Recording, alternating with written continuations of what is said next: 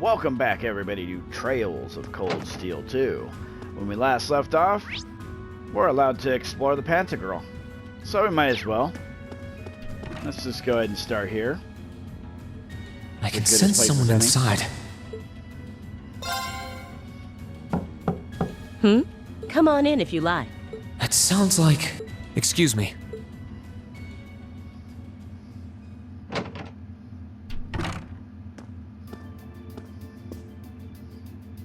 Ah, Scarlet. Hello there, love. I'd heard you came on board yesterday, so I did wonder whether we would run into one another at some point. Hello, Scarlet. Last time we spoke was a month and a half ago near Trista, I think. Quite a memorable day for both of us, wasn't it? There's no need to stand over there. Come and have a seat. I'll pour us some tea. You really don't have to.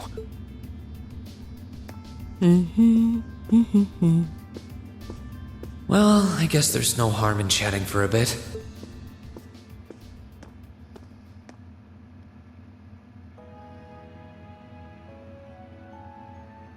These tea leaves really are wonderful, aren't they? Only the best for the airship of Erebonia's most powerful noble, I suppose. I have to admit, the fragrance is like no tea I've ever had before. You're right, though.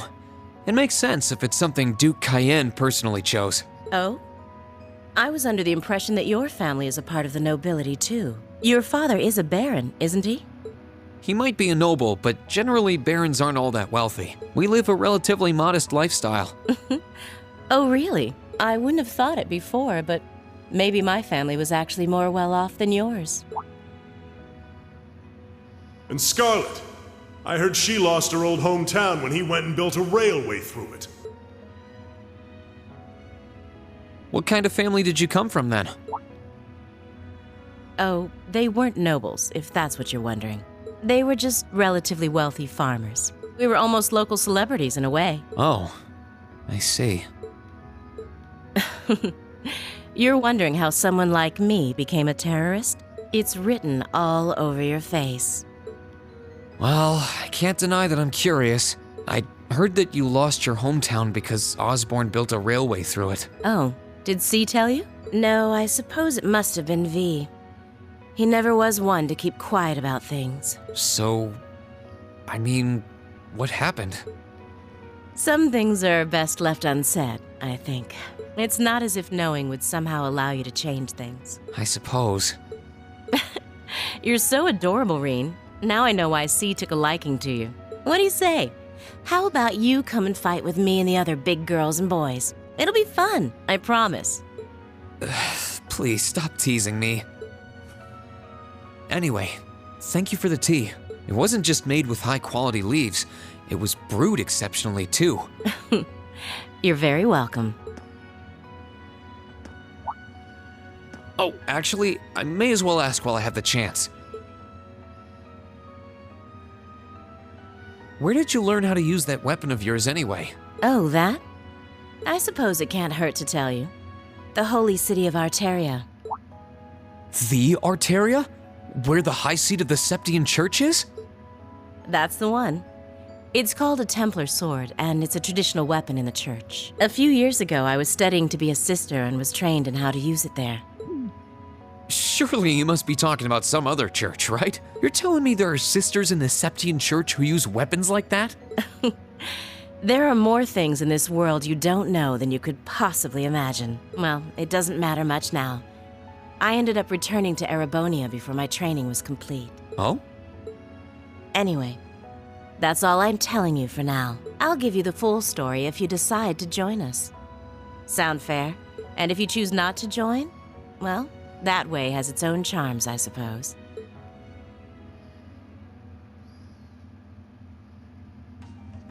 She ended up being a lot friendlier than I expected her to be. I wonder how much of what she was saying about being a sister was true. She seemed to really hate the Chancellor. I wonder what she intends to do now that he's gone. Yeah, somehow I think that becoming a nun is off the table for her at this point. I can sense someone inside, and judging by the fact that S is in the next room... Huh? It's open. Come on in. Excuse me.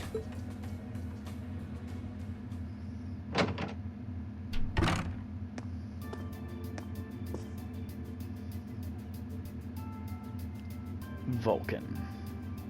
Oh, it's you. You finished talking with C? His name's Crow, not C, and he's never going to be anything else for me.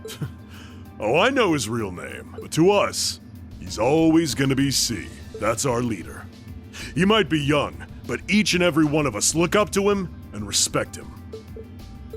Anyway, take a seat. You got a whole lot of questions, I bet. Does you asking that mean you're willing to answer them? Depends on the questions. Just out of curiosity, how many members does the Imperial Liberation Front have left? I know the explosion back in the mine was staged, obviously. Sure was. Anyway, 10, give or take. We lost most of our members as soon as the war started kicking into gear. Oh. Is that because the group's primary objective had been fulfilled? Basically, yeah. We all came from different backgrounds. But the one thing we had in common was that we hated that bastard's guts. So after he'd kicked it, most of the guys didn't really have any reason for sticking around. Can't say I blame them for calling it quits. Crow said that seeing this war through to its end was the last part of his game. Are the members who haven't left sticking around for similar reasons? Interesting question. Can't speak for the others, but me? I don't really care how this war goes. I mean, I'm a former Jaeger who can hold his own in a fight. I've always lived for war, and teaching those dumbasses in the provincial armies how to pilot soldats is a job worth doing, even if it's a pain. If we disband, I'll find myself something else to do. I see.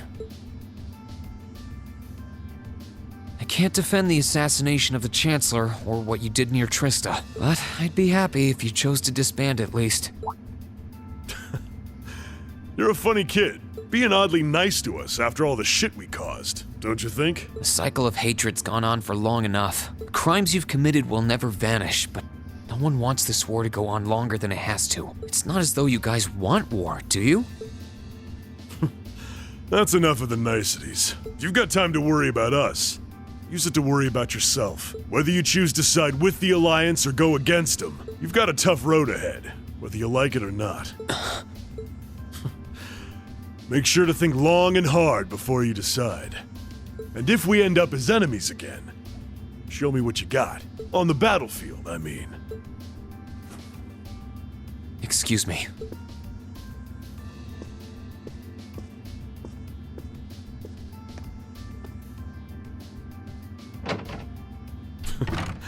Think I might have been too harsh on the kid. Still... yeah. He's probably perfect for the job. I wonder what sort of job he means. He saw right through me. He's not wrong, though. I should be worrying about myself right now.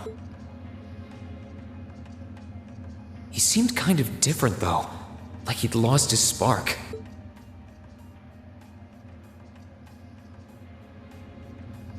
His sole objective in life seemed to be to get revenge for his old Jaeger Corps killed by Osborn.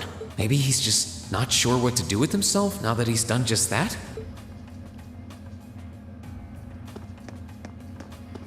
Alright. Looks like we got Phantom Thief. Good day to you, Reen Schwarzer. What the? You're the Phantom Thief! You sure look comfortable.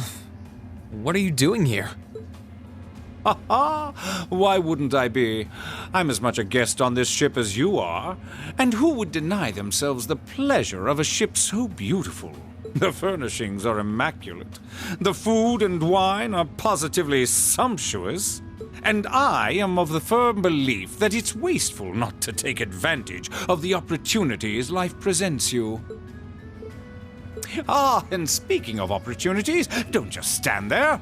Take a seat and join me in having a drink. You've been blessed with the rare chance to sit and chat one-on-one with the most beloved thief of our time. I can't believe that's how you describe yourself. Well, what the hell? I'll have a drink. Nothing alcoholic, though.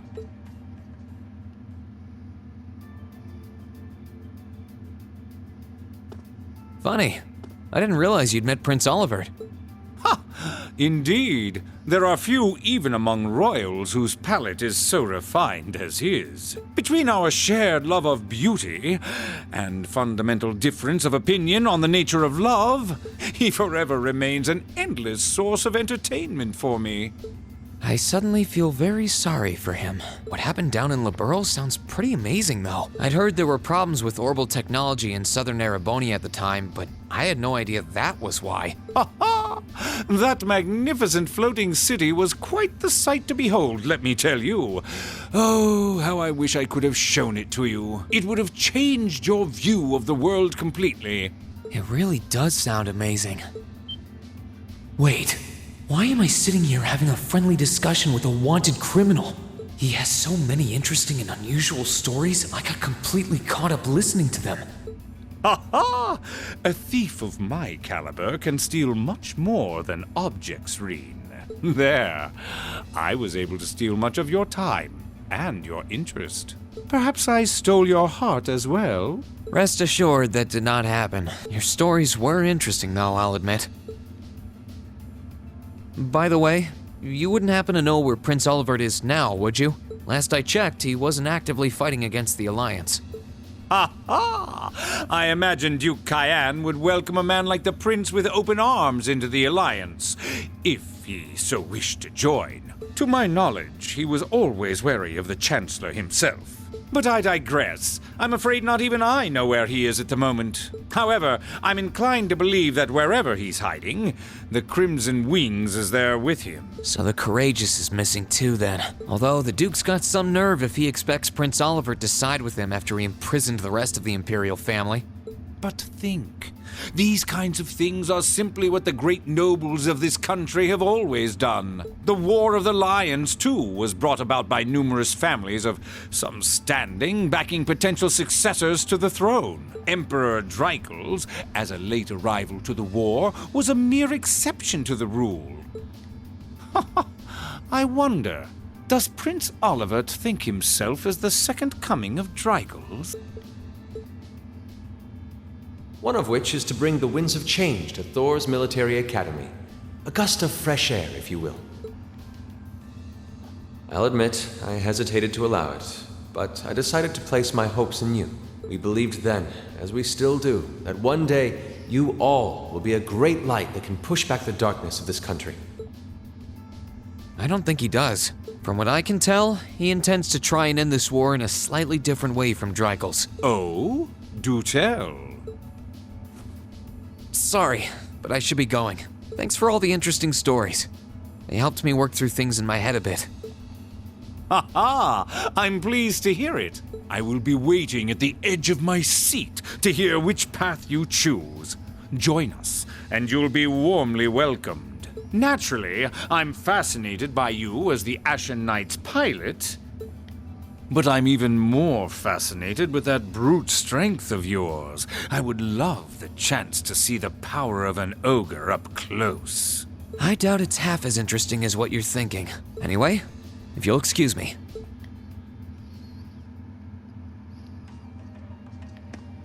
Alright, let's see here. One's as good as the other, I suppose.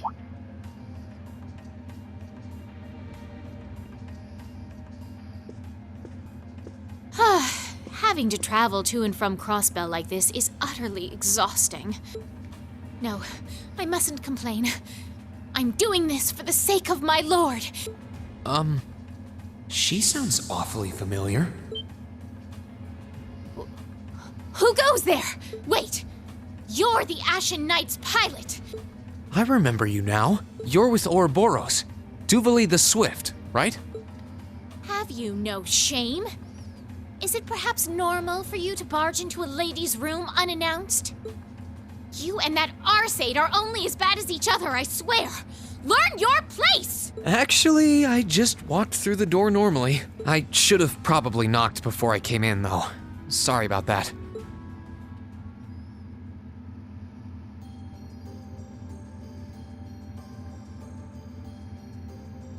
So, now that we're understood, What do you want? Have you come to tell me that you'll be fighting on our side after all?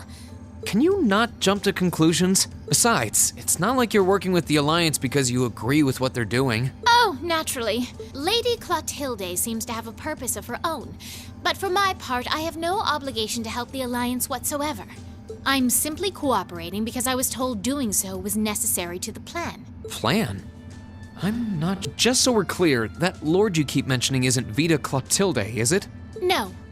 She may be an Anguis like her, but my lord is the 7th, not the 2nd. She is the leader of the Stahlritter, the great light which guides us. Gallant yet beautiful, proud yet merciful. She's the strongest knight of all. And oh, she's simply divine. Well, you've made it clear how great you think she is.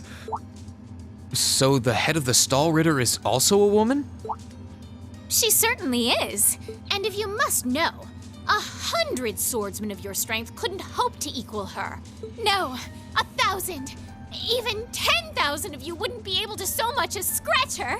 Okay, I get it. She's strong. Still, if she's a woman who could be described as the strongest knight of all, Laura already noticed the similarity between the Eisenritter and Stahlritter, but she really does sound like Saint Sandlot. I see I've got you thinking. Incidentally, I may have already mentioned her title, but one can never share my lord's glory too many times. She's known as the Steel Maiden. The Steel Maiden, huh? And with that, I believe that's enough idle chatter. If you didn't come to tell me that you'll be fighting on our side, then we remain enemies. As such, we shouldn't be standing here being friendly with one another. Yeah, I suppose you're right. Sorry for bothering you. Actually, there was one more thing I wanted to ask. You're not an enforcer like Blue Blanc or Sharon, right? Is there any reason for that? You just had to ask. Enforcers are selected by the Society's leader, the Grandmaster. And in order to be selected as one and given a number, that person needs to be burdened by some kind of darkness. But just so we're clear, there is no correlation between having a number and one's strength, all right? I'm quite strong. I didn't say you weren't, but it makes perfect sense. You don't strike me as someone who's carrying any kind of darkness with you. You're refreshingly sincere. Like someone who hates anything that strays from the path of righteousness. I'll thank you not to spout such nauseating drivel in my presence. Now get the hell out of my room! Easily flustered. She chased me out. I'm really curious about the Steel Maiden. Could she really have some connection with the Lance Maiden? Perhaps even with the woman who helped us during our August field study. Who knows? Maybe it was the same person. I wonder who's in here. We got a visitor? Come on in. Well, looks Excuse like I me. got time for one more.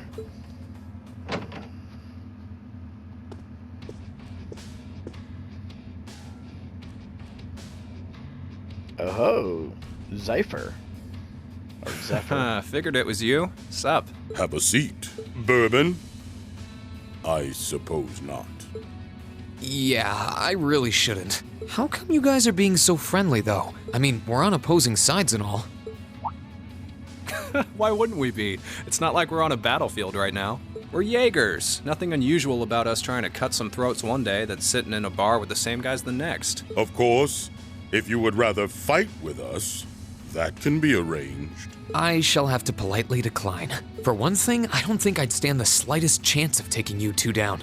Hey now, no need to be so pessimistic. Fee seems to think pretty highly of you. Have a little more faith in yourself.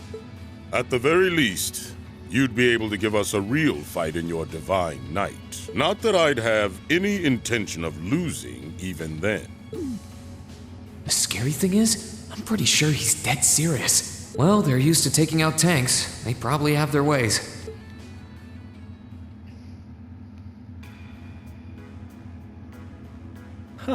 Oh yeah? Ranking 72nd for the year in an academy full of big shot students ain't half bad. Brings a tear to my eye to see our little Fee putting her heart into her education. And don't forget, she was the youngest of her classmates, too. The boss was right when he said that she can do anything she puts her mind to. You got that right. Maybe joining the gardening club will make her a bit more ladylike, too. Oh, who am I kidding? She's still young. She has plenty of time to develop on that front if she so pleases. They really seem to adore her, like two proud parents talking about their child. And yet... If you don't mind me asking, why did you leave Fee behind? After your boss was killed in a battle with his sworn enemy, I mean. Oh, Fee told you about that. It sounds like you're closer to her than I thought you were. I trust this is simply me being paranoid. But you haven't tried making any moves on her, have you? No, of course not. I wouldn't dream of it. I just want to know why you'd abandon her when she obviously means so much to the two of you. She thought of you all like family. Why did you leave her all alone? Well... We had our reasons. Let's leave it at that. I know you want to know, but you're not the one we should be telling that to. We'll be sure to tell Fee our reasons in due time. Until then, leave the issue be. All right. I can accept that. Still, she's our classmate. And in that sense, she's like family to me, to us, too. And we feel that way about her just as strongly as you do, if not more so. I want to be perfectly clear on that. Fighting words right there. Still, we'll remember you said that. Returning to the matter at hand, you're sure you haven't tried to make any moves on her? Come on, spit it out. They really are like two overprotective fathers.